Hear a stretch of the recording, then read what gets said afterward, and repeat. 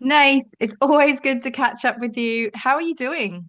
Hey Charlie, yeah, always good to catch up with you as well. I'm doing well. Only a couple of weeks ago in the year, and can't believe how quick it's gone. But looking forward to a bit of a break and then getting back into it early in the new year. Yeah, so let's have a look back at 2025, Nath. Like you say, it's been a quick year, it's been a big year. So, what are some of the key activities Destination Canada has delivered this year? What have you been up to?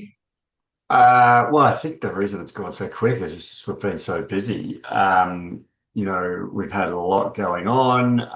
In particular, we've done lots of events. Kicked off the year with the entire travel group roadshow with our Team Canada partners. Back in February in Sydney, Brisbane, and Melbourne. We were in Vancouver for the Hello World OMC, which is a first for us to have any Australian trade conference in Canada. That was in May. We kicked on to Rendezvous in Winnipeg straight after Hello World. And then, of course, we had our Focus Canada events in Sydney in September. Super happy with how they went. We had great support from our Team Canada partners. We almost doubled the number of participating Canada partners at that event. Awesome. And then Virtuoso the week after in Melbourne in September. So the events have gone really quick as well. They've had taken a lot of work, but yeah, I think we've been really happy with how they've gone and the feedback we've got from our agents, many of our CSP agents we've seen at those events, which is great. Then our partnerships, or what we call our strategic partnerships, particularly with the likes of Qantas, CommBank, which was new for this year. We've just about to launch another one with David Jones. So some really cool non-traditional or strategic partnerships that will continue into 2026 and beyond, I assume. We're seeing great results out of the Qantas one, with them increasing flights and sales from on their Vancouver services out of Sydney. Of course, our partnership with Carry On, which is into its third year now, and obviously part of that was the Radical Ambassador campaign, which we're super proud of.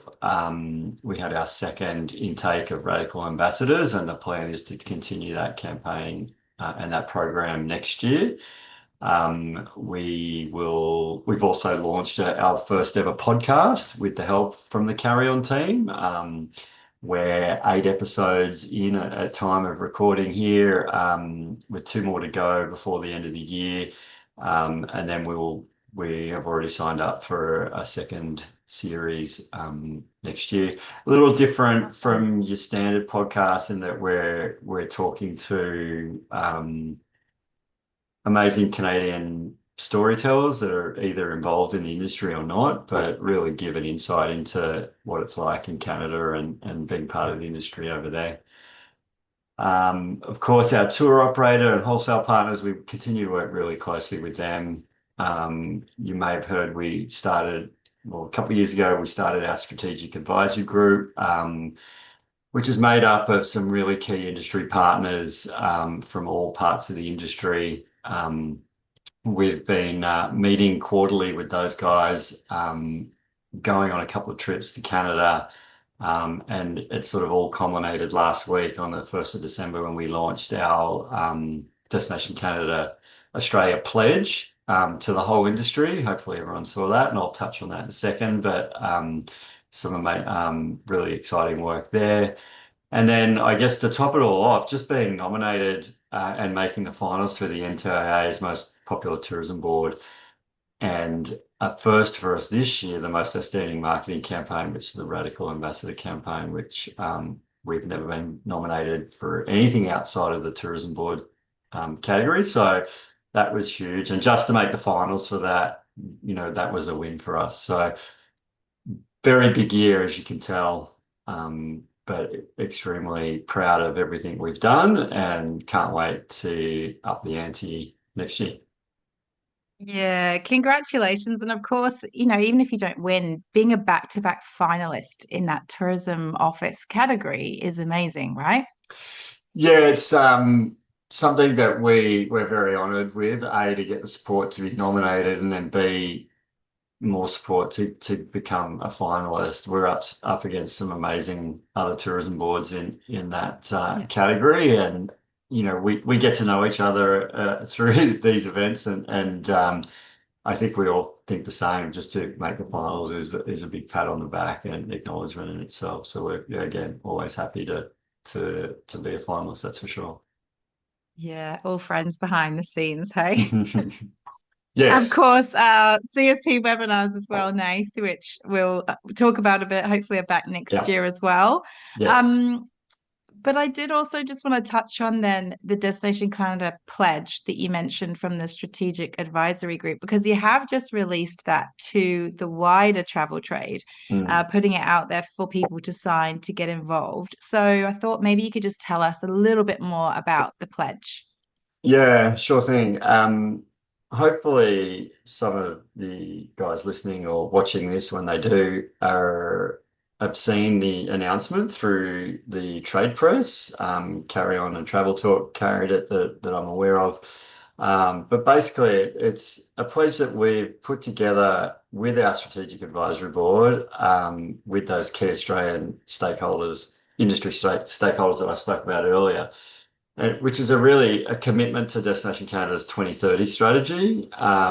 It sort of brings together organisations across Australia, the Australian travel industry, share that belief in that tourism is a force for good, enriching communities, restoring nature, delivering meaningful benefits to people and place. So um, it's just delving a little deeper and selecting, the right times of year to travel, going to different places and maybe some of the regional places, touching on Indigenous, choosing wildlife, experiences that really benefit the wildlife and the nature itself. Mm.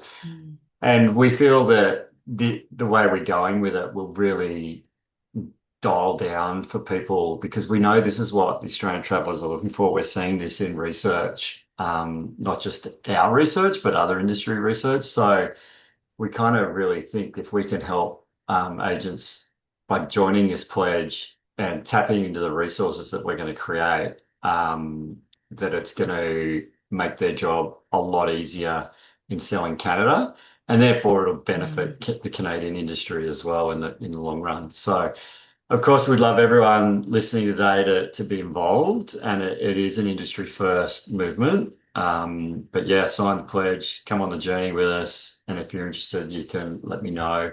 We'll try and post the details with this recording, but Yeah. it's super exciting, and we've had really good uptake in the first week or so already, and we want to continue that as we move forward. That's awesome. Yes, we will share the links to everything that we talk about today.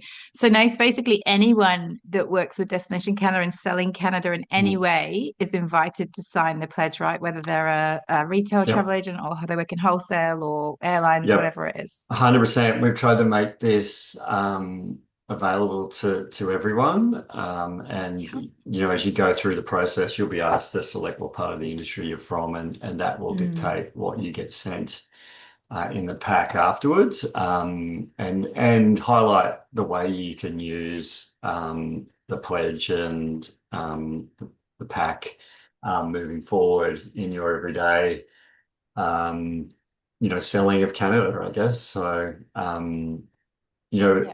we've been lucky enough that Destination Canada has charged us with leading this program in this market first, and they're really excited Mm. with what we've come up with. And our plan is Awesome. to, or DC's plan, I should say, is to take this globally to all their markets. So if we can see really good uptake by the industry here, I think that will sort of really push them to roll it out in our other 8 markets. Awesome. Go Australia. Team Yeah. Canada, Australia. We love it being the first. Oh, we love So, to be Nate, leaders. that's it. So you've mentioned the pledge and some of those pillars within the pledge, responsible tourism, wildlife, and all of those other wonderful ways to Mm. travel responsibly through Canada. So how is that translating? How is Canada performing as a destination? What are some of the trends you're seeing from this market? Any insights into how that's translating to travelers? Yeah, good question. We're certainly seeing, obviously, time of year I mentioned of travel I mentioned earlier is one of our focuses, not just for the pledge, but certainly for DC's 2030 strategy and for all of our markets. We're already seeing that in this market. The shoulder seasons and winter have always been fairly strong, but we're seeing that those seasons grow in the last 12 to 18 months substantially, which is great. So, those fall periods, September, October, even touching on November for things like polar bears and northern lights. Yeah. And spring, for those looking to travel in that April, May period and out of the peak season, a lot of the cruise companies for Alaska and the East Coast are kicking off late April. Rocky Mountaineer kicks off around that time as well. So Australians wanting to still do those iconic experiences, but looking to go outside of that peak period for whether that's because of cost benefits or not as many people around at those iconic locations. We're seeing that as well. And then the really exciting thing for us at the moment is the winter period, particularly in the ski game, where obviously everyone knows how well Japan has been doing all year round, but particularly for ski out of this market. But I'm happy to report that this season, this 25-26 season, we're taking some ground back, which is exciting to see. And our ski operators are reporting some really great numbers for this upcoming season. Yeah, awesome. And with this being our last catch up before Christmas, I was going to talk about, the magic of winter in Canada. So that's a perfect segue. My favorite time of year in Canada, Nath, as you know, we're both skiers. We both love Mm. the winter. But what in particular, what do you love about Canada at this time of year? Winter, Christmas. What are some of your highlights? Yeah, you're right. As you mentioned, I'm a skier, so it's also my favorite time of the year. It's just something about it at this time of year, particularly as you get into December and the Christmas feel comes into it, coming from this part of the world where it's normally hot. Mm. And we're on the beach or we're eating cold food for lunches and stuff like that on Christmas Day. It's just a completely different experience. So it's really cool. And I think that's what is the draw card for Aussies, whether you're a skier or not, to be honest. Mm. But it's also just the choice of winter experiences. They're endless, really, and the locations that you can have them in. Obviously, for skiing and boarding, most people are heading to BC and Alberta. We do have a new great resort with Club Med in Quebec, and that's probably somewhere I'd love to get to. I've been to Canada in winter many times, but I've never really spent much time in the east in winter. Plenty of times in other Hmm. seasons, but I'd love to get to places like Quebec City, Montreal, and Ottawa. At that time of year, their winter festivals are well known, Christmas markets, all that sort of thing.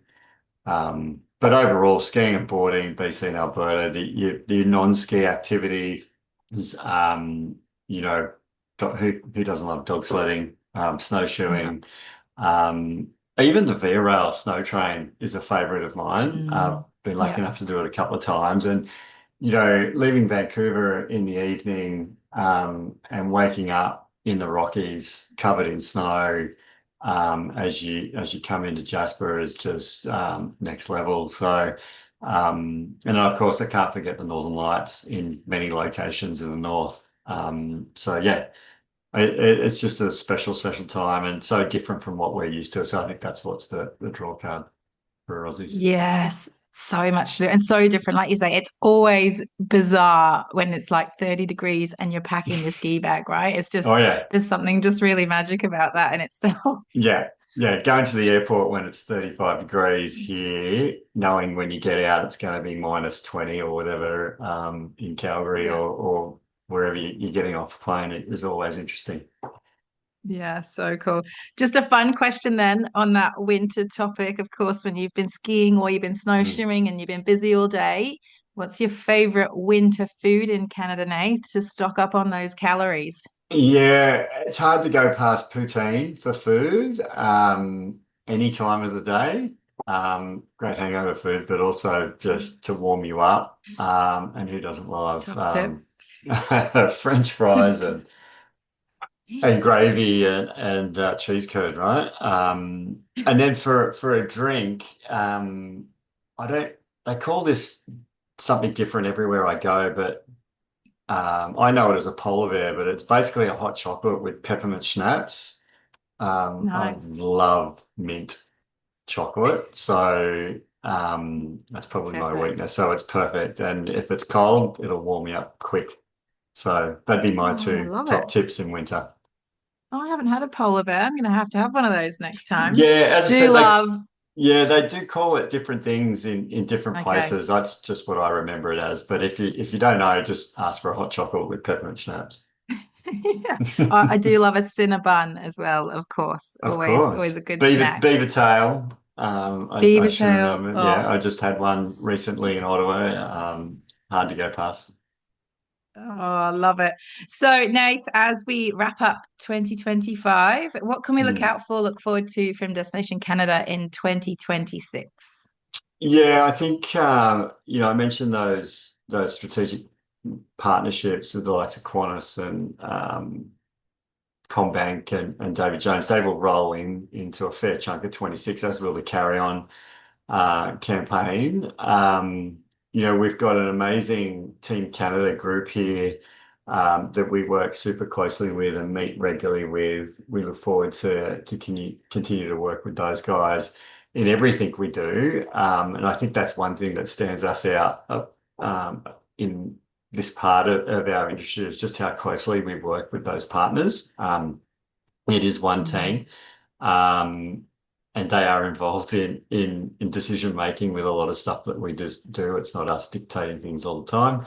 And we're really hopeful that we may get one or two new more partners working with us locally with that group from Canada. Um, the continuation of our most popular programs like the CSP webinars and the More to Explore EDM program, we get great feedback on those programs, and the Canadians love doing them. And they're already harassing us about next year, so they both of those will be back for sure. So you'll be seeing more of myself and Charlie on webinars like this. love it. Um, the events will continue on. We'll be at the entire travel show again in February. Mm, Um, we will be doing the Snow Travel Expo again in May. Not sure if I'll be there or maybe you'll be there for us again, Charlie. yeah. Our Carry On campaign will continue, as will the Radical Ambassador program. So we will be selecting some more Radical Ambassador agents, probably the second half of the year, and we'll be sending them to um, a different location in Canada. I can't sort of confirm anything just yet, but we are working on a different location. Yeah. And then, yeah, really excited to see where we go with the Destination Canada Pledge and the uptake we get from it and how that evolves and the response and potentially by this time next year, the sort of results that we've seen from our partners that have taken it up and applied it to how they promote and sell Canada. Yeah, awesome. So you've mentioned Radical Ambassador Program. That's very Mm. exciting for the agents as well. But in Mm. general, then, whether it's webinars for mills, more to explore, what's the best way? How can agents get involved and learn more about Canada? Yeah, I should also mention before I get to that we are also looking at a new event with Carry On around our Radical Ambassador program. So I think that'll be second half of the year. So look out for Mhm. that. Not sure where it will be, but yeah, stay tuned. Um, but it's going to be a chance for us to highlight our existing radical ambassadors and give you some first-hand knowledge of how um, the program's been for them and how it's changed the way they sell Canada, and the Mm. success they've had from that. Talking with a number of them, it's made a massive difference. So um, look forward to sharing those stories with everyone next year. But the best way to get involved is to all these things is to follow us on our CSP Facebook group.